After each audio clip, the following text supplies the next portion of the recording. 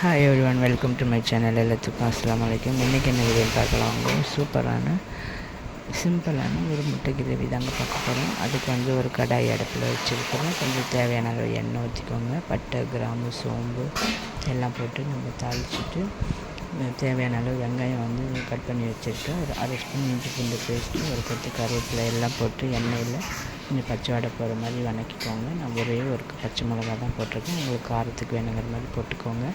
ஒரு 2 அல்லது 3 தக்காளி எடுத்து மிக்ஸி ஜாரில் கட் பண்ணி வச்சுருக்கேன். ஒரு அரை ஸ்பூன் ஜீரகம், அரை ஸ்பூன் மிளகு, இது ரெண்டையும் போட்டு நல்லா கொஞ்சம் பேஸ்ட் மாதிரி அரைச்சி எடுத்துக்கோங்க. அரைச்சி எடுத்ததுக்கப்புறம் அந்த வெங்காயம் அதுக்குள்ளே வதங்கிருச்சு.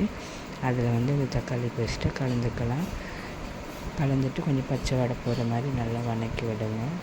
வதக்கி விட்டுட்டு தேவையான அளவு உப்பு போட்டுருங்க எப்பயே. அப்போ தான் வெங்காயம் தக்காளி நல்லா வதங்கி எண்ணெய் பிரிஞ்சு வரும். ஒரு அரை ஸ்பூன் மிளகாய்த்தூள், தனியாத்தூள் ஒரு ஸ்பூன், 1/4 ஸ்பூன் மஞ்சத்தூள், கொஞ்சமாக கரம் மசாலா எடுத்துருக்கிறேன். அது இல்லைன்னா சிக்கன் மசாலா எது இருக்குதோ அதை போட்டுக்கோங்க. நல்லா வதக்கிட்டு தேவையான அளவு கொஞ்சம் தண்ணியை கலந்துக்கோங்க. தண்ணி கலந்ததுக்கப்புறம் நல்லா வேக விட்டுருங்க. அந்த மசாலா வாடெல்லாம் போய் நல்லா எண்ணெய் பிரிஞ்சு வரணும். அதுக்குள்ளே இந்த பக்கம் நான் முட்டையை பாயில் பண்ணி வச்சுருக்கிறேன். அதையும் நல்லா கட் பண்ணிவிட்டு அந்த மசாலா கொதி வந்தோன்னா அதில் போட்டு ஒரு 5 நிமிஷம் நல்லா எண்ணெய் பிரிஞ்சு வர அளவு கொதிக்க வைங்க. முட்டையும் அதில் கலந்தோன்னா நல்லா எண்ணெய் பிரிஞ்சு வர அளவுக்கு கொஞ்சம் நல்லா சுண்டி வரணுங்க. வந்ததுக்கப்புறம் நல்லா டேஸ்டியாக இந்த உப்பு, காரம், மசாலா எல்லாம் முட்டையில் நல்லா ஊறி போயிடும்.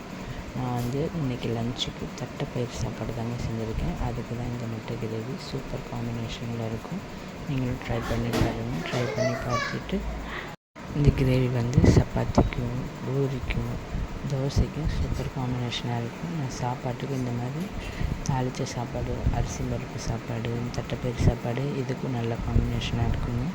இந்த மாதிரி நீங்களும் ட்ரை பண்ணி பார்த்துட்டு எப்படி இருந்துச்சுன்னு கமெண்ட்டில் சொல்லுங்கள். இந்த வீடியோ உங்களுக்கு பிடிச்சிருந்தால் லைக் பண்ணுங்கள், ஷேர் பண்ணுங்கள், சப்ஸ்கிரைப் பண்ணுங்கள். மறக்காமல் நம்ம சேனலுக்கு சப்போர்ட் பண்ணுங்கள். தேங்க்ஸ் ஃபார் வாட்சிங்.